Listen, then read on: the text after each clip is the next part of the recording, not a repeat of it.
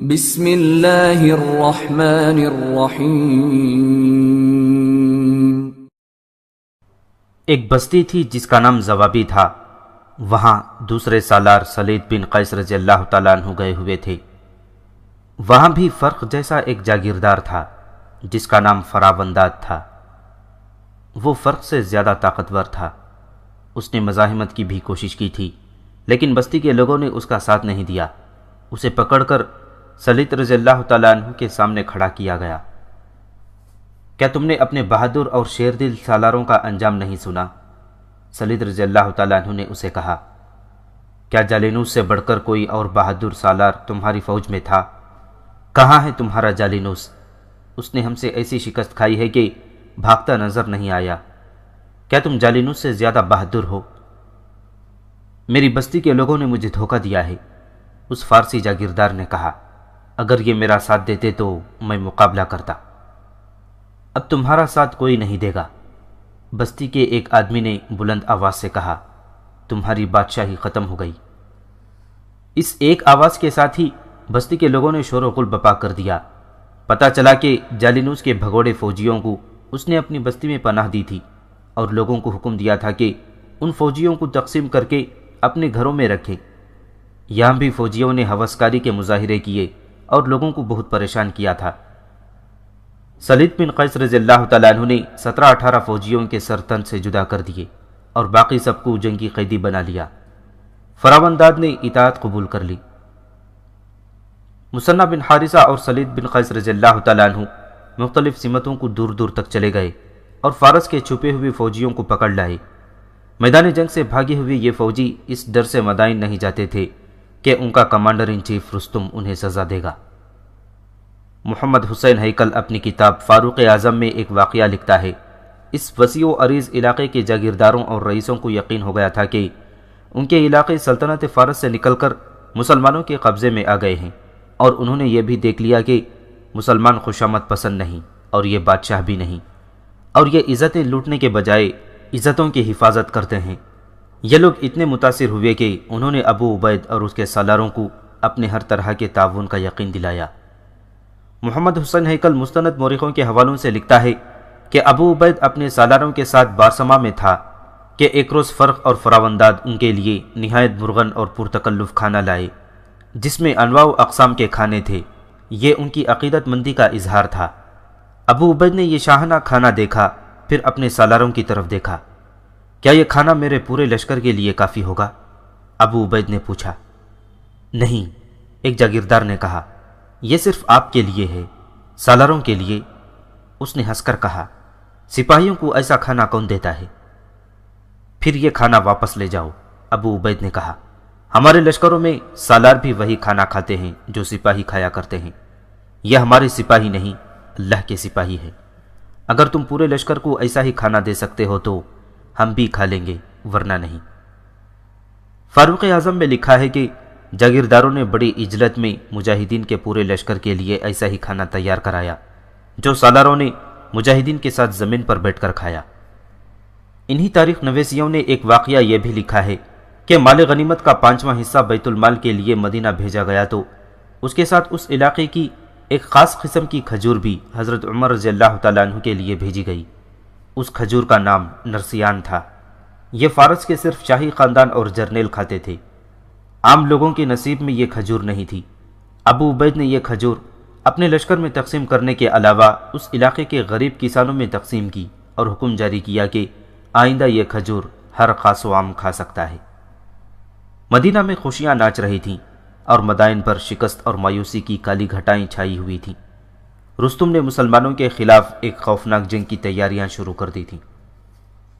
رستم نے جنگ کی تیاریاں تو شروع کر دیں، لیکن اس کے انداز اور چال ڈھال سے شک ہوتا تھا جیسے وہ اندر ہی ہل گیا ہو۔ وہ غصے سے گرجتے گرجتے اچانک چپ ہو جاتا اور خلا میں گھورنے لگتا۔ ابھی جالینوس اس کے سامنے نہیں آیا تھا۔ سقاطیہ کی شکست کی وہ تفصیل سن چکا تھا۔ زرتشت کی قسم، اس نے کہا، سلطنت فارس کا یہ انجام نہیں ہونا چاہیے تھا۔ اس نے اپنے آپ سے باتیں کرنے کے انداز سے دبی دبی آواز میں کہا، یہ کیا ہو رہا ہے؟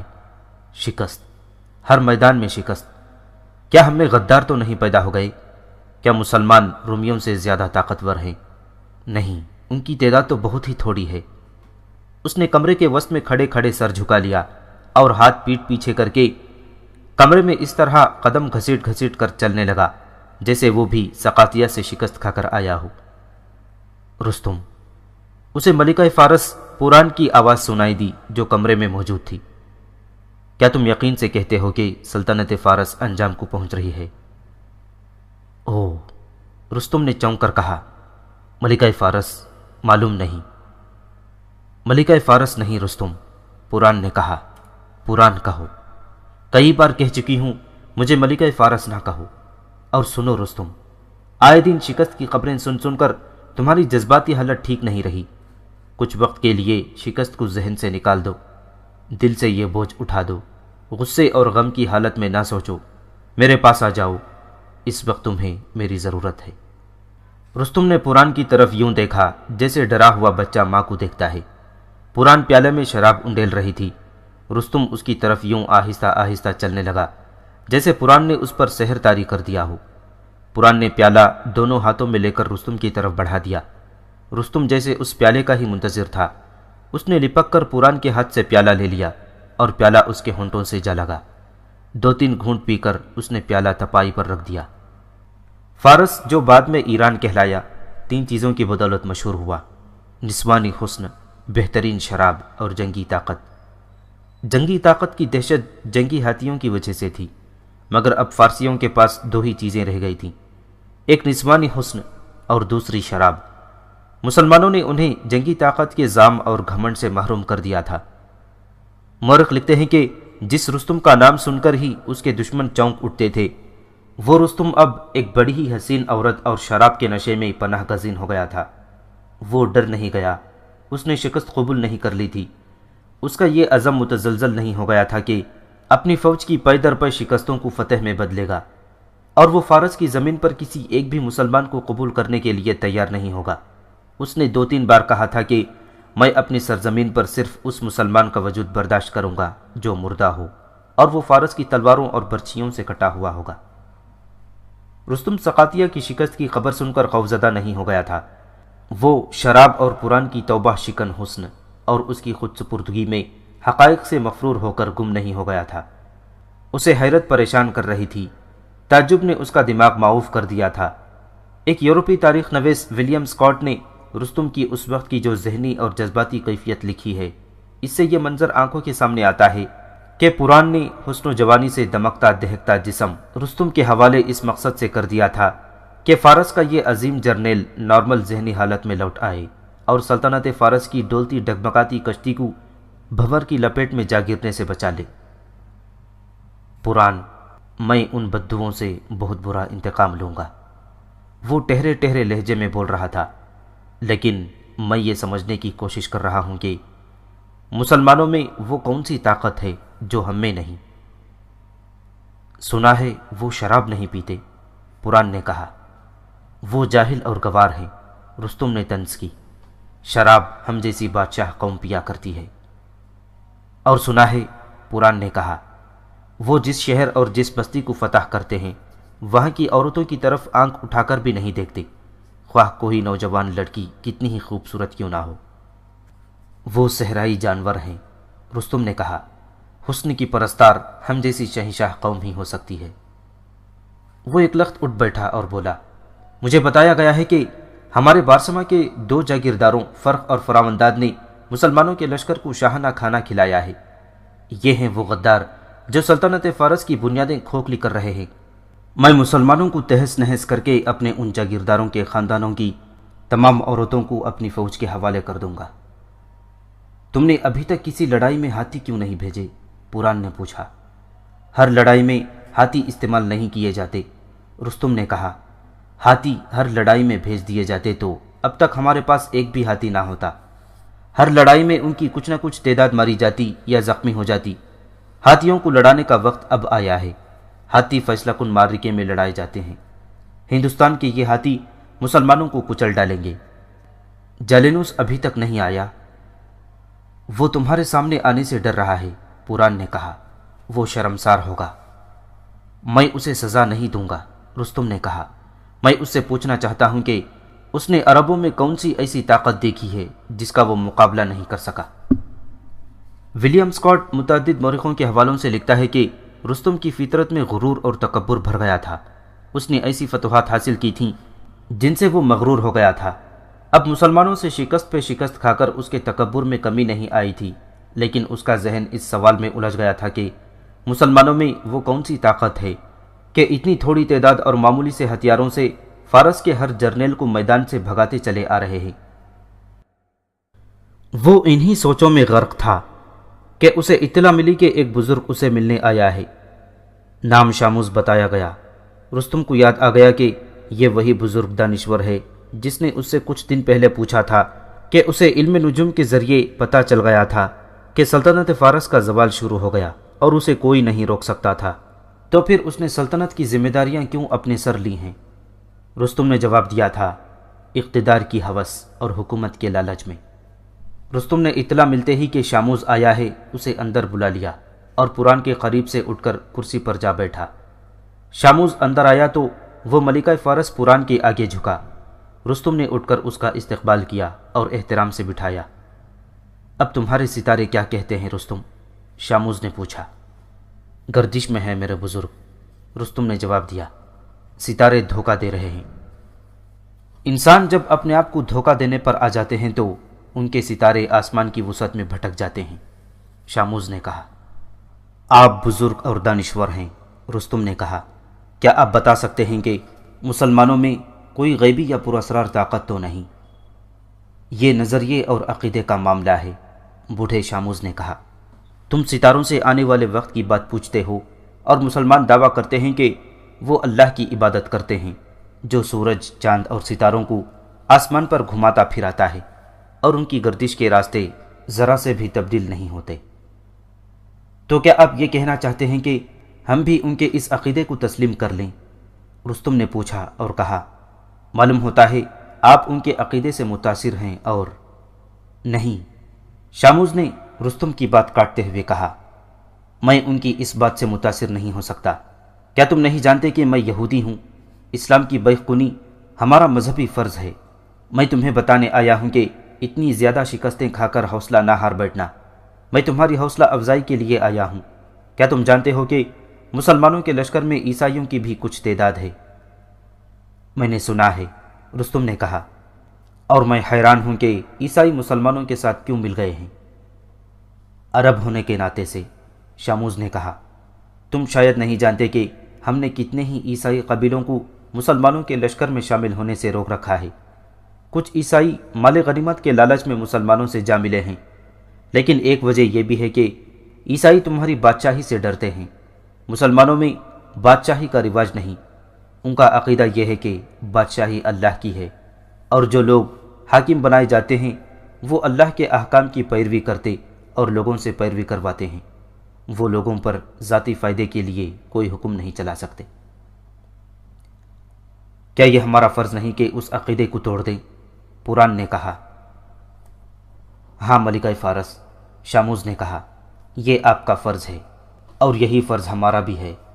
آپ میدان جنگ میں اپنا فرض ادا کریں اور ہم یہودی زمین کے نیچے یہ فرض ادا کر رہے ہیں۔ شاموز یہودی تھا۔ یہودیت اور ابلیسیت میں سوائے نام کے کوئی اور فرق نہیں۔ اس نے پران اور رستم کا یہ عقیدہ اپنے پراسر استدلال سے پختہ کر دیا کہ شہنشاہیت ان کا آبائی حق ہے اور انہیں اپنی سلطنت کے تحفظ اور توسیع کے لیے ہر طرح کی قربانی دینی چاہیے، ورنہ مسلمان ان پر فتح حاصل کر کے غلام بنا لیں گے۔ ستاروں کی گردش سے نکلو رستم، شاموز نے کہا، اور مسلمانوں کو اپنی جنگی قوت دکھا دو، اور انہیں یہ بھی بتا دو کہ ان کا مذہب ایک دھوکے کے سوا کچھ بھی نہیں۔ یہ کام صرف تم کر سکتے ہو۔ اور جب جالینوس رستم کے سامنے آیا تو رستم کو جیسے پتہ ہی نہیں چل رہا تھا کہ اسے کیا کہے اور کیا نہ کہے۔ جالینوس کا سر جھکا ہوا تھا۔ جالینوس، کچھ دیر رستم نے وہ سکوت توڑا جو کمرے میں طاری ہو گیا تھا۔ اگر شکست کھا کر بھاگنے والے تم اکیلے ہوتے تو آج اس کمرے سے تم زندہ نکل کر نہ جاتے۔ افسوس یہ ہے کہ تم پر مجھے جو اعتماد تھا وہ مجروح ہو گیا ہے۔ تمہیں عربوں کے مقابلے میں بھیج کر میں فتح کی خبر کے انتظار میں تھا۔ کیا تم بتا سکتے ہو کہ مسلمانوں میں وہ کون سی طاقت ہے جو ہم میں نہیں؟ دہشت، جالینوس نے کہا، یہ ایک ایسی چیز ہے جو ہماری فوج میں ہے، مسلمانوں میں نہیں۔ یہ دہشت ہمارے ان اپنے سپاہیوں نے پھیلائی ہے جو مسلمانوں سے شکست کھا کر بھاگ آتے ہیں۔ میں سقاتیہ کے میدان جنگ سے اس وقت نکلا تھا جب میرے سپاہی گیدڑوں کی طرح بھاگ نکلے تھے۔ میرا جذبہ اور حوصلہ قائم تھا۔ میں نے شکست کھائی ہے، لیکن میں نے شکست قبول نہیں کی۔ میں اس وقت تک چین سے نہیں بیٹھوں گا جب تک شکست کا انتقام نہیں لے لوں گا۔ رستم نے جالینوس کے ساتھ کوئی اور بات نہ کی۔ اس نے حکم دیا کہ اس کے جو اعلیٰ فوجی افسر یہاں موجود ہیں انہیں محل کے باہر بلایا جائے۔ اس نے فوج کے چھوٹے بڑے عہدیداروں کو بھی بلا لیا۔ رستم باہر نکلا۔ رستم کی پوزیشن تو کمانڈر ان چیف جیسی تھی، لیکن عملاً فارس کا بادشاہ وہی تھا۔ پوران چونکہ شاہی خاندان کی عورت تھی، اس لیے ملکہ اسی کو بننا تھا۔ اس نے تمام کے تمام امور سلطنت رستم کے حوالے کر دیے تھے۔ فوج کے جرنیل اور ان سے چھوٹے عہدوں کے افسر رستم کی اس حیثیت اور اختیارات سے آگاہ تھے، اس لیے اسے بادشاہ سمجھ کر اس کی تعظیم کرتے تھے۔ رستم جب باہر نکلا تو ملکہ فارس پوران اس کے ساتھ تھی اور ان کے پیچھے جالینوس تھا۔ کیا اسے تم ملکہ کہو گے؟ ایک فوجی افسر نے اپنے ساتھ کھڑے افسر کے کان میں کہا۔ رستم نے اسے بیوی بنا رکھا ہے۔ کون نہیں جانتا، دوسرے افسر نے کہا۔ رستم اب وہ رستم نہیں رہا جو میدان جنگ کا بادشاہ تھا، یہ اب فارس کا بادشاہ بن گیا ہے۔ رستم قریب آیا تو تمام فوجی افسر تعظیم میں جھک گئے۔ یہ بتانے کی ضرورت نہیں کہ آدھا فارس مسلمانوں کے قبضے میں چلا گیا، رستم نے کہا۔ صرف انہی جرنیلوں نے عرب کے مسلمانوں سے شکست نہیں کھائی جو ان کے مقابلے میں لڑے نہیں۔ جابان، مروان، نرسی، جالینوس، کیا یہ شکست کھانے والے جرنیل تھے؟ رستم نے خاموش ہو کر ایک سرے سے دوسرے سرے تک سب پر نظریں دوڑائیں، پھر کہا، اب میں خود کسی جرنیل سے نہیں کہوں گا کہ وہ فوج کی کمان لے اور عربوں کو فارس سے نکالے۔ تم بتاؤ اب کون جائے؟ تاریخ میں رستم کے یہ الفاظ تحریر ہیں۔ تمہارے خیال میں کون اجمی عربوں پر غالب آ سکتا ہے؟ بہمن جادویا، بہت سی آوازیں اٹھیں۔ ہاں ہاں، عربوں پر بہمن جادویا ہی غالب آ سکتا ہے۔ بہمن جادویا کا نام ذوالحاجب تھا۔ بہمن ایک خطاب تھا جو اسے جارحانہ اور جرأت مندانہ قیادت کے صلے میں ملا تھا۔ رستم بھی اس کی بہادری کا قائل تھا۔ بہمن جادویا موجود تھا۔ رستم نے اسے آگے بلایا۔ مسلمانوں کی نفری 10,000 سے کم ہو سکتی ہے، زیادہ نہیں، رستم نے کہا۔ تم اس سے 3 یا 4 گنا نفری کی فوج لے جاؤ، وہ تمہیں دریا کے کنارے ملیں گے۔ انہیں فرات میں ڈبو کر دم لینا تمہارا کام ہے۔ رستم نے جالینوس کی طرف دیکھا اور اسے کہا، تم بھی بہمن کے ساتھ جاؤ گے جالینوس، اور یاد رکھو اب اگر تم نے میدان میں پیٹھ دکھائی تو میرے سامنے نہ آنا، اپنی تلوار اپنے پیٹ میں گھونپ لینا، ورنہ میری تلوار تمہاری گردن کاٹ دے گی۔ زرتشت کی قسم، جالینوس نے بلند آواز سے کہا، اب مدائن میں میری فتح کی خبر آئے گی یا میری موت کی۔ ایک مسلمان مورخ ابو حنیفہ دینوری لکھتے ہیں کہ رستم نے ان تمام جرنیلوں اور دیگر افسروں کو جانے کی اجازت دے دی اور پوران کے ساتھ محل میں چلا گیا۔ افسر وہاں سے ہٹے تو ٹولیوں میں بٹ گئے۔ ان میں بعض رستم کے حق میں باتیں کر رہے تھے اور بعض رستم کے خلاف اور پوران کے حق میں بول رہے تھے۔ صاف پتہ چلتا تھا کہ فوج کے افسروں کے 2 ٹولے بن گئے ہیں، ایک ٹولہ رستم کے حق میں اور دوسرا اس کے خلاف تھا۔ اس طرح کچھ افسر پوران کے حامی اور باقی اس کے خلاف تھے۔ ابو عبید کے لشکر کی تعداد 10,000 سے کم رہ گئی تھی۔ بعض مورخین نے 8,000 سے ذرا زیادہ لکھی ہے۔ کئی مجاہدین شہید ہوئے اور ایسے زخمیوں کی تعداد بھی کچھ کم نہ تھی جن کے زخموں نے انہیں لڑنے سے معذور کر دیا تھا۔ سقاتیہ کی لڑائی کے بعد ابو عبید ایک لشکر کو دریائے فرات کے کنارے قصن ناطف کے مقام پر لے گئے۔ لشکر اگلی لڑائی کے لیے آرام اور تیاریاں کر رہا تھا۔ تبری اور 3-4 اور مورخوں نے لکھا ہے کہ ابو عبید کی بیوی دوما ان کے ساتھ تھی۔ ایک پرنور چہرے والے آدمی کو میں نے آسمان سے اترتے دیکھا۔ ایک روز دوما نے اپنا ایک خواب ابو عبیدہ کو سنایا۔ اس کے ہاتھ میں شراب طہور کی سراہی تھی۔ میں نے دیکھا کہ آپ نے اور بہت سے اہل ثقیف نے اس سراہی سے شراب طہور پی۔ اس کے فوراً بعد میری آنکھ کھل گئی۔ اشارہ صاف ہے، ابو عبید نے اپنی بیوی سے کہا۔ میں اور وہ اہل ثقیف جنہوں نے شراب طہور پی ہے جام شہادت نوش کریں گے۔ اللہ نے یہ واضح اشارہ اس لیے دیا ہے کہ میں اپنی سپہ سالاری کے جانشین مقرر کر دوں، کہیں ایسا نہ ہو کہ شہادت مجھے جانشین مقرر کرنے کی مہلت ہی نہ دے۔ انہوں نے اسی روز جانشین مقرر کر دیے کہ وہ شہید ہو جائیں تو فلاں کمان اور پرچم سنبھال لیں، اور اس کے بعد فلاں، اور اس طرح انہوں نے متعدد سالاروں کو بتایا کہ کون کس کے بعد کمان سنبھالے گا۔ بہمن جادویہ بڑی شان سے فوج لے کر مدائن سے نکلا۔ مدائن کی ساری آبادی باہر نکل آئی تھی اور بازو لہرا لہرا کر اور نعرے لگا لگا کر اپنی فوج کو رخصت کر رہی تھی۔ ملکہ پوران اور رستم گھوڑوں پر سوار شہر کے دروازے کے باہر کھڑے فوج کو الوداع کہہ رہے تھے۔ دونوں مسکرا رہے تھے۔ مسلمان تم سے زیادہ بہادر نہیں، ملکہ پوران اپنے سامنے سے گزرتی ہوئی فوج سے بار بار کہہ رہی تھی۔ تم فاتح واپس آؤ گے۔ مورخ لکھتے ہیں کہ مدائن سے فوجیں مختلف محاذوں کو جاتی ہی رہتی تھیں اور بارہا گئی تھیں، لیکن ایسی شان و شوکت سے پہلی بار فوج کو رخصت کیا گیا جس طرح بہمن جادویہ اور جالینوس کے دستوں کو رخصت کیا جا رہا تھا۔ رستم اور پوران کچھ دور تک اس فوج کے ساتھ گئے اور ایک ٹیکری پر کھڑے ہو کر ان دستوں کو رخصت کیا۔ ان دستوں میں گھڑ سوار زیادہ تھے اور ان کے ساتھ ہاتھی بھی تھے۔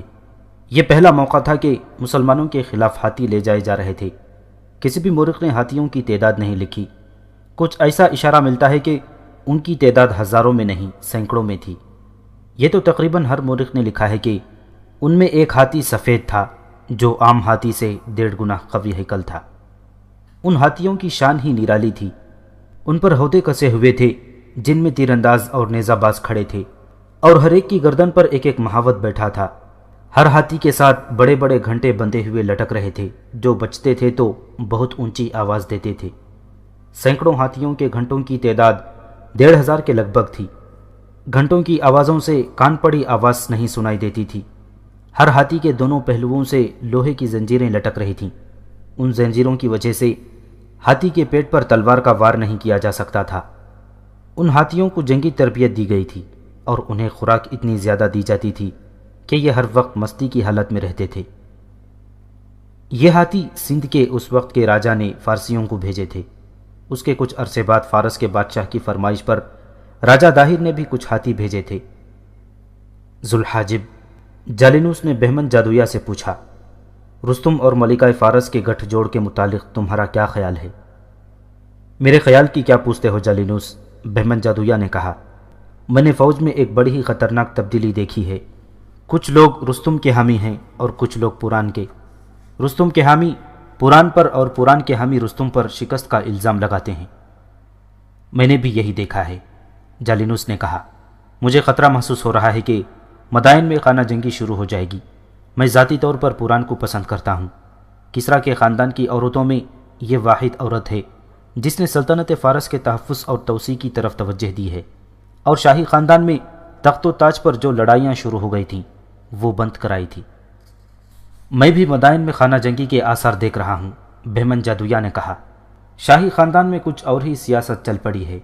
پوران کے خلاف یہ شکایت ہے کہ وہ رستم کی ہو کے رہ گئی ہے۔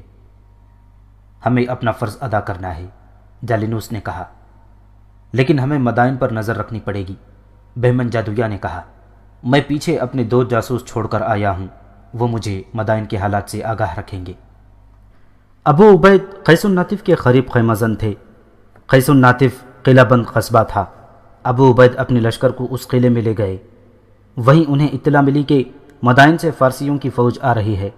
ابو عبید نے اپنے سالاروں مثنہ بن حارثہ اور سلیط بن قیس رضی اللہ تعالیٰ عنہ کو بلایا اور انہیں بتایا کہ آگے جا کر دیکھ بھال کرنے والے اپنے آدمیوں نے بتایا ہے کہ مدائن سے فوج آ رہی ہے جس کا رخ ادھر ہی ہے۔ اور میرے رفیقوں، ابو عبید نے کہا، اس فوج کے ساتھ ہاتھی بھی ہیں۔ میں صرف ہاتھیوں سے ڈرتا ہوں۔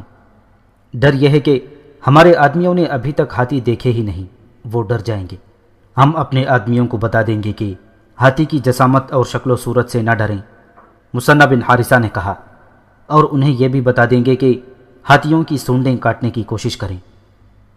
تیر اندازوں کو آگے کریں گے، سلیط بن قیس رضی اللہ تعالیٰ عنہ نے کہا۔ جو ہاتھی زخمی ہوگا وہ پیچھے کو بھاگے گا اور اپنی فوج کو رونتا پھرے گا۔ اللہ ہمارے ساتھ ہے، ابو عبید نے کہا۔ سب کو بتا دینا کہ ہاتھی آ رہے ہیں اور ان سے نہ ڈریں۔ دوسری بات یہ ہے کہ ہمیں قلعہ بند ہو کر نہیں لڑنا چاہیے۔ یہ میں اس لیے کہہ رہا ہوں کہ قلعہ چھوٹا ہے اور مضبوط بھی نہیں، دروازے ہاتھیوں کی ٹکروں سے ٹوٹ جائیں گے۔ فارسی اندر آ گئے تو ہمارے لیے لڑنے کی جگہ تنگ ہوگی۔ اور خطرہ یہ بھی ہے، مسنہ بن حارثہ نے کہا، کہ اس جگہ کے لوگوں کا کچھ بھروسہ نہیں۔ اب ہمارے وفادار بنے ہوئے ہیں، ہو سکتا ہے اپنی فوج کو دیکھ کر ہمارے دشمن ہو جائیں اور برچیاں تلواریں لے کر ہماری پیٹھ پر وار کرنے کی کوشش کر دیں۔ لشکر کو فوراً باہر نکالو، سپہ سالار ابو عبید نے کہا، اور شہر کے دروازے بند کر دو۔ سارے شہر کو حکم سنا دو کہ شہر کا کوئی آدمی، عورت یا بچہ شہر سے باہر نہ نکلے۔ شہر میں کچھ دیر بعد ہڑبنگ سی مچ گئی تھی۔ مجاہدین کا لشکر بھاگم بھاگ تیاریوں میں مصروف ہو گیا اور شہر کے لوگ اپنا قیمتی ساز و سامان، سونا اور اپنی جوان بیٹیاں ادھر ادھر چھپانے لگے۔ شام تک مجاہدین کا لشکر قلعے سے نکل گیا اور دریائے فرات کے کنارے قیام پذیر ہوا۔ اس مقام کا نام مروحہ تھا اور وہاں کشتیوں کا پل بھی تھا۔ بہمن جادویہ کے متعلق تاریخوں میں لکھا ہے کہ وہ مسلمانوں کو صرف اس لیے ہی دشمن نہیں سمجھتا تھا کہ انہوں نے اس کے ملک پر حملہ کیا تھا، بلکہ اس کے دل میں پہلے ہی مسلمانوں کے خلاف نفرت بھری ہوئی تھی، جسے وہ مذہب کا رنگ دیا کرتا تھا۔ جالینوس، اس نے راستے میں یہ الفاظ کہے تھے جو تاریخ میں محفوظ ہیں: میں یہ لڑائی ملکہ فارس اور رستم کے حکم سے نہیں لڑنے آیا، یہ میری ذاتی لڑائی ہے۔ میں نے ان کے سالار خالد بن ولید سے جو شکستیں کھائی ہیں، ان کا انتقام ان مسلمانوں سے لوں گا۔ انتقام تو میں نے بھی لینا ہے، جالینوس نے کہا، میں ان کے خون سے فرات کو لال کر دوں گا۔ پھر فارس کی یہ فوج مسلمانوں کے بالمقابل دریا کے دوسرے کنارے پر پہنچ گئی۔ چونکہ سورج غروب ہو رہا تھا، اس لیے اسی روز لڑائی شروع نہیں ہو سکتی تھی۔ عربوں نے ہاتھی کبھی نہیں دیکھا تھا۔ انہوں نے پہلی بار ہاتھی دیکھے تو دریا کے کنارے کھڑے ہو کر اندھیرا گہرا ہونے تک دیکھتے رہے۔ رات کو سالاروں نے انہیں بتایا کہ ہاتھیوں کا مقابلہ کس طرح کرنا ہے۔ حسب معمول فارس کی فوج کی نفری مسلمانوں کی نسبت 2.5-3 گنا زیادہ تھی۔ سوار دستے بھی زیادہ تھے اور ہاتھی ایک اضافی جنگی قوت تھی۔ رات گزر گئی۔ فجر کی نماز کی امامت ابو عبیدہ نے کی اور سورہ انفال کی یہ آیت پڑھ کر مختصر سا خطبہ دیا کہ آج کے دن جس نے پیٹھ دکھائی، وجس اس کے کہ وہ کسی مصلحت سے پیچھے ہٹا، اس پر اللہ کا غضب نازل ہوگا اور اس کا ٹھکانہ دوزخ ہوگا۔ وہ بہت برا ٹھکانہ ہے۔ پھر انہوں نے کہا کہ آج تک باطل کی اس جنگی طاقت کو تم نے ہر میدان میں شکست دی ہے۔ ہر میدان میں ان کی تعداد تم سے زیادہ اور کہیں بہت زیادہ رہی۔ اللہ نے تمہیں ہر میدان میں فتح عطا فرمائی، لیکن اللہ اپنے کرم سے اسی کو نوازتا ہے جو اس کی راہ میں قربانیاں دیتے ہیں۔ اب ایسا نہ ہو کہ ہم شکست کی سیاہی چہروں پر مل کر مدینہ جائیں، تمہاری اپنی بیویاں، اپنی بہنیں اور اپنے بچے تمہاری صورتیں دیکھنا گوارا نہیں کریں گے۔ ان ہاتھیوں سے نہ ڈرنا، ان چلتی پھرتی چٹانوں کو انہی کے لہو میں ڈبو دینا۔ صبح کی روشنی ذرا سفید ہوئی تو دریا کے پار سے فارسیوں کی للکار سنائی دے رہی تھی۔ ابو عبید نے اس طرف کے کناروں پر کھڑے ہو کر دیکھا۔ بہمن جادویہ پکار رہا تھا، کیا تم دریا پار کر کے اس طرف آؤ گے یا ہم ادھر آئیں؟ بہمن جادویہ یہ بلند آواز سے پوچھ رہا تھا۔ ابو عبید نے اس خیال سے کوئی جواب نہ دیا کہ اپنے سالاروں سے مشورہ کر کے جواب دیں گے۔ تم عرب کے بدو اس طرف آنے کی جرت ہی نہیں کر سکتے، بہمن جادویہ نے طنزیہ لہجے میں کہا۔ تمہارے چہرے بتا رہے ہیں کہ تم ادھر آنے سے ڈرتے ہو، جالینوس نے تانا دیا۔ ہم آ رہے ہیں، ابو عبید نے کہا اور دریا کے کنارے سے ہٹ آئے۔ خدا کی قسم، ابو عبید نے اپنے سالاروں سے کہا، میں یہ تانا برداشت نہیں کر سکتا کہ ہم ان آتش پرستوں سے ڈرتے ہیں جنہیں ہم ہر لڑائی میں شکست دے چکے ہیں۔ کشتیوں کا پل موجود ہے، لشکر دریا کے پار جا کر لڑے گا۔ تاریخ عمر فاروق اعظم میں ابو عبیدہ کے یہ الفاظ تحریر ہیں: آتش پرست موت پر ہم سے زیادہ دلیر ہیں، دریا ہم ہی عبور کریں گے۔ آتش پرست موت پر ہم سے زیادہ دلیر نہیں، دریا ہم ہی عبور کریں گے۔ ابو عبید، مسنہ بن حارثہ نے کہا، خدا کی قسم مجھے یقین نہیں آ رہا کہ تم لشکر کو دریا کے پار لے جا کر لڑاؤ گے۔ تمہیں یقین کیوں نہیں آ رہا ابن حارثہ؟ ابو عبید نے کہا، انہوں نے ہمیں للکارا ہے، ہم دریا کے پار جا رہے ہیں۔ کیا تم دیکھ نہیں رہے کہ ان کی تعداد کتنی ہے؟ مصنع بن حارثہ نے کہا، وہ ہاتھی بھی لائے ہیں، ان کی تیاری دیکھو، ہمیں دریا کے پار نہیں جانا، انہیں للکارو کہ وہ ادھر آئیں۔ مورخ طبری اور بلازری نے لکھا ہے کہ ابو عبید بہمن جادویہ اور جالینوس کی طعنہ آمیز للکار پر اس قدر مشتعل ہو گئے تھے کہ وہ مصنع بن حارثہ کی کسی بات اور کسی دلیل کو قبول ہی نہیں کر رہے تھے۔ اور یہ بھی دیکھ ابو عبید سالار سلید بن قیس رضی اللہ تعالیٰ عنہ نے کہا، ہماری تعداد مشکل سے 9000 ہے اور ان کی تعداد دیکھو 25,000 تو ہوگی۔ میدان کے زیادہ حصے میں تو انہوں نے اپنی فوج کو پھیلا دیا ہے اور ہاتھیوں کو انہوں نے قلب میں رکھا ہے۔ انہوں نے ہمارے 9000 مجاہدین کے لیے جو جگہ چھوڑی ہے وہ کافی نہیں۔ ہمارے سواروں کے لیے گھوڑے گھما پھرا کر لڑنے کے لیے یہ جگہ مناسب ہے۔ پیچھے دریا ہے، دائیں بائیں کی زمین کٹی پھٹی ہے، کھڈ بھی نہیں، ہمیں پار نہیں جانا چاہیے۔ خدا کی قسم، ابو عبید نے کہا، یہ ہماری بزدلی ہوگی کہ ہم پار نہ جائیں۔ میں تمہیں پھر کہتا ہوں، سلید بن قیس رضی اللہ تعالیٰ عنہ نے ذرا درست لہجے میں کہا، اپنے ارادے سے باز آ جاؤ ورنہ پچھتاؤ گے۔ تم بزدل ہو، ابو عبید نے زیادہ درست لہجے میں کہا، میں اپنی زبان سے نہیں پھروں گا، میں نے انہیں کہہ دیا ہے کہ ہم آ رہے ہیں۔ خدا کی قسم، سلید بن قیس رضی اللہ تعالیٰ عنہ نے کہا، میں تم سے زیادہ دلیر ہوں، میں نے اپنی رائے دے دی ہے، تمہیں خطروں سے خبردار کر دیا ہے، تم سپہ سالار ہو اور ہمارے امیر ہو، تمہاری اطاعت ہم پر فرض ہے۔ پھر تم میرا حکم مانو، ابو عبید نے کہا۔ محمد حسین ہیکل نے اپنی کتاب عمر فاروق اعظم میں مختلف مورخوں کے حوالوں سے یہ واقعہ تفصیل سے لکھا ہے۔ اس نے لکھا ہے کہ مصنع بن حارثہ پر خاموشی طاری ہو گئی۔ ابو عبید کو یاد نہ رہا کہ امیر المؤمنین حضرت عمر رضی اللہ تعالیٰ عنہ نے ابو عبید کو مدینہ میں بوقت رخصت نصیحت کی تھی کہ کوئی فیصلہ جلد بازی میں نہ کرنا، تمہارے ساتھ رسول اللہ صلی اللہ علیہ وسلم کے صحابی جا رہے ہیں، ان کے مشورے کے بغیر کوئی فیصلہ اور کوئی بڑی کارروائی نہ کرنا، سلید بن قیس رضی اللہ تعالیٰ عنہ کی رائے کو اہمیت دینا۔ حضرت عمر رضی اللہ تعالیٰ عنہ جانتے تھے کہ مدینہ سے جو لشکر جا رہا ہے اس کا سپہ سالار مصنع بن حارثہ کو بنانا چاہیے یا سلید بن قیس کو۔ مصنع بن حارثہ کو اس لیے سپہ سالار ہونا چاہیے تھا کہ انہوں نے خالد بن ولید رضی اللہ تعالیٰ عنہ کی قیادت میں فارس کی فوج کے خلاف کئی معرکے لڑے تھے، اس طرح وہ تجربے کار سالار بن گئے تھے۔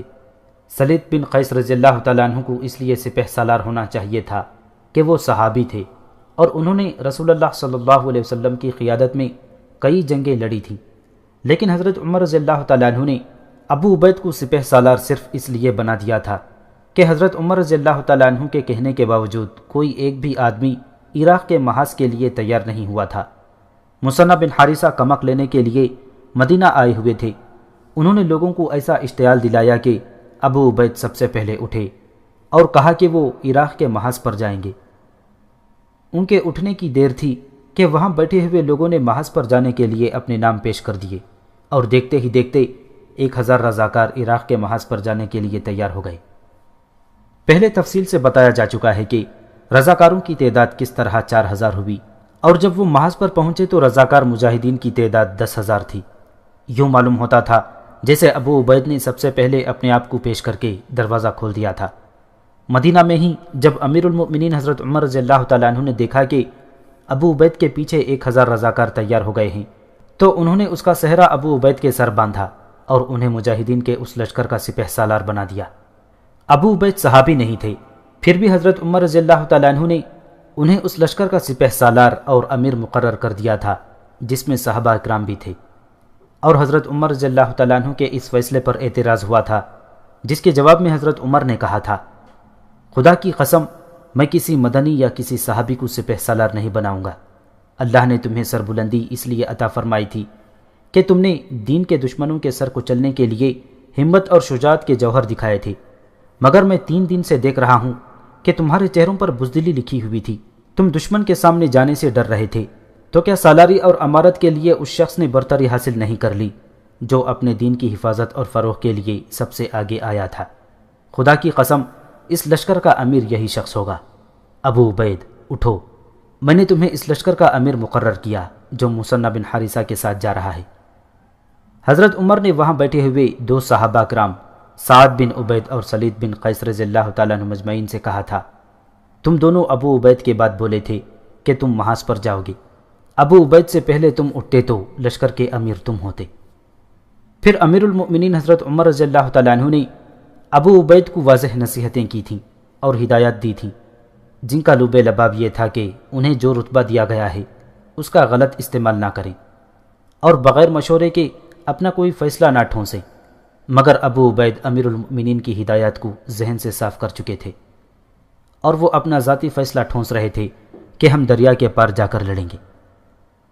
مبصر لکھتے ہیں کہ مسلمان جو دیکھتے ہی دیکھتے آدھی دنیا پر چھا گئے تھے اور جنہوں نے قیصر روم اور کسرائے فارس کی جنگی طاقت کو ریزہ ریزہ کر دیا تھا، وہ اس ڈسپلن کا کرشمہ تھا کہ مسلمان اپنے امیر کی اطاعت کو مذہبی فریضہ سمجھتے تھے۔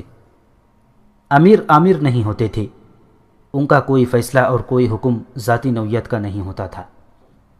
مثنى بن حارثہ رحمۃ اللہ علیہ، سلیط بن قیس اور سعد بن عبید رضی اللہ تعالیٰ عنہ مجمعین نے ابو عبید کے فیصلے سے اختلاف کے باوجود ان کے حکم کی تعمیل کی اور اپنے اپنے دستوں کو کشتیوں کے پل سے دریا پار کرنے کا حکم دے دیا۔ علامہ شبلی نعمانی رحمۃ اللہ علیہ اور محمد حسین ہیکل کچھ حوالے دے کر لکھتے ہیں کہ جس نے سب سے پہلے دریا عبور کیا تھا وہ سلیط بن قیس رضی اللہ تعالیٰ عنہ تھے۔ فارس کا لشکر جنگ کی ترتیب میں کھڑا تھا جیسے وہ کوئی حرکت کرے گا ہی نہیں، خاموش اور پرسکون۔ مجاہدین اپنے دشمن کو چپ چاپ کھڑا دیکھ کر کشتیوں کے پل سے دریا پار کرتے رہے۔ انہیں اطمینان تھا کہ وہ دریا پار کر کے جنگی ترتیب میں آ جائیں گے تو لڑائی شروع ہوگی۔ یہ توقع بھی تھی کہ اس دور کے رواج کے مطابق ایک طرف کا کوئی سالار یا کوئی اور آدمی دوسری طرف کی فوج کو للکار کر کہے گا کہ اپنا کوئی آدمی انفرادی معرکے کے لیے نکالو، پھر اس معرکے کی ہار جیت کے بعد فوجوں کی جنگ شروع ہوگی۔ ابو عبید نے اپنے سالاروں کو بتا دیا تھا کہ کون کس پوزیشن میں ہوگا۔ انہوں نے اپنے لشکر کو میمنہ، میسرہ، قلب اور محفوظہ میں تقسیم کر دیا تھا۔ مجاہدین کے لشکر نے اس ترتیب کے مطابق دشمن کے سامنے جا کر کھڑا ہونا تھا۔ لشکر کشتیوں کے پل سے گزر گیا۔ آخری 2-4 مجاہدین بھی اس سرے پر پہنچ گئے تھے۔ لشکر کے مختلف حصے اپنی اپنی جگہ پر پہنچنے بھی نہ پائے تھے کہ بہمن جادویہ کے سوار دستوں نے دائیں اور بائیں سے حملہ کر دیا۔ ابو عبید کے لشکر کو سنبھلنے کا موقع ہی نہ ملا۔ مجاہدین اس اچانک اور غیر متوقع حملے کے لیے تیار ہی نہیں تھے۔ یہی دشمن کی چال تھی۔ ابو عبید بہمن جادویہ کے جال میں آ گئے تھے۔ مجاہدین ابھی ترتیب میں نہیں آئے تھے۔ فارسیوں کے اچانک حملے سے مجاہدین بے ترتیب ہجوم بن کر رہ گئے۔ فارسیوں کے نعرے، کاٹ دو ان عربوں کو، فتح اجمیوں کی ہے، گھوڑوں تلے کچل دو، فرات کو ان کے خون سے لال کر دو، پکارو اپنے اللہ اور اپنے رسول کو، بڑے ہی غسیلے اور طنزیہ نعرے تھے۔ ان میں کچھ نعرے بڑے ہی توہین آمیز اور اشتعال انگیز تھے۔ ان نعروں نے مسلمانوں کی غیرت و حمیت کی کوئی ڈھکی چھپی رگ بیدار کر دی۔ حنیفہ دینوری نے لکھا ہے کہ یہ لڑائی ماہ رمضان 13 ہجری میں لڑی گئی۔ لڑائی کی صورت ایک طرفہ تھی، میدان آتش پرستوں کے ہاتھ میں تھا اور 25,000 کے لگ بھگ نفری کی فوج میں 9,000 مسلمان اپنی جانیں بچانے کے سوا بھی کچھ نہیں کر سکتے تھے۔ لیکن توہین آمیز نعروں نے ان میں روحانی قوتیں بیدار کر دیں اور وہ ایسے جوش اور ایسے حیران کن جذبے سے لڑنے لگے کہ ان کے قدم جم گئے۔ انہوں نے جوابی نعرے لگانے شروع کر دیے۔ آگ کے پجاری کسی میدان میں نہیں ٹھہر سکے، یہاں بھی نہیں ٹھہریں گے۔ یہ بھکاریوں کی فوج ہے، یہ کرائے کے فوجی ہیں، یہ ایک عورت کی رعایا ہیں۔ نعرہ تکبیر، اللہ اکبر۔ ان نعروں کا فائدہ خود مجاہدین کو یوں ہوا کہ ہر مجاہد کو پتہ چل گیا کہ اس کے ساتھی زندہ و بیدار ہیں اور ان کا جذبہ قائم ہے۔ فارسیوں کو احساس ہو گیا کہ ان مسلمانوں کے جذبے کو مارنا آسان کام نہیں۔ مجاہدین کے لیے یہ زندگی اور موت کا معرکہ تھا۔ انہیں یہ احساس آگ بگولا کر رہا تھا کہ وہ ہار گئے تو ان کی پہلی فتوحات پر پانی پھر جائے گا اور کسریٰ کی فوج پر ان کی جو دہشت طاری تھی وہ ختم ہو جائے گی۔ مگر مسلمان ایسی صورتحال میں پھنس گئے تھے کہ ان کے لیے پسپائی بھی ممکن نہیں رہی تھی۔ ایک نعرے نے ان میں جان ڈال دی تھی، فتح یا موت۔ یہ ایک مجاہد کا نعرہ تھا جو ہر مجاہد کے سینے سے دھماکوں کی طرح نکلنے لگا۔ اب مسلمانوں کا قہر دیکھنے کے قابل تھا۔ وہ کلمہ طیبہ کے بلند ور کے ساتھ دیوانگی کے عالم میں لڑنے لگے اور یہاں تک کامیابی حاصل کر لی کہ فارسیوں کا گھیرا توڑ دیا اور ترتیب میں آنے لگے۔ سالار بھی سپاہیوں کی طرح لڑ رہے تھے اور بکھرے ہوئے مجاہدین کو منظم کرنے کی بھی کوشش کر رہے تھے۔ بہمن جادویا نے ہاتھیوں کو آگے کر دیا۔ ہاتھی سیاہ چٹانوں کی طرح دوڑتے آئے۔ ان کے مقابلے کے لیے گھڑ سوار مجاہدین آگے بڑھے، لیکن ہاتھیوں کے پہلو سے لٹکتے ہوئے گھنٹے اتنی زور زور سے بجتے تھے کہ مجاہدین کے گھوڑے بدک بدک کر ادھر ادھر ہو جاتے، مگر ہاتھیوں کے قریب نہیں جاتے تھے۔ مورخوں نے لکھا ہے کہ فارس کے تیر اندازوں نے بتکے ہوئے گھوڑوں کے سواروں کو چن چن کر نشانہ بنایا۔ سوار تیزی سے شہید ہوتے چلے گئے۔ مسلمان پیچھے ہٹ کر ترتیب میں آ سکتے تھے، لیکن پیچھے دریا تھا۔ وہ دائیں بائیں پھیل سکتے تھے اور وہ پھیلنے کی کوشش بھی کر رہے تھے، لیکن فارسی انہیں پھیلنے نہیں دے رہے تھے۔ سالاروں نے دیکھا کہ گھوڑے سیاہ ہاتھیوں اور ان کی گھنٹوں کی ہیبت ناک آوازوں سے ڈر رہے ہیں اور پیادہ مجاہدین کا حوصلہ کمزور ہوتا جا رہا ہے۔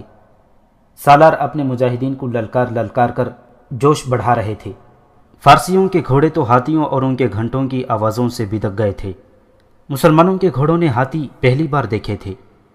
سپہ سالار ابو عبید کو اپنی غلطی کا یقیناً احساس ہوا ہوگا۔ انہیں سالاروں نے روکا تھا کہ دریا کے پار نہ جائیں۔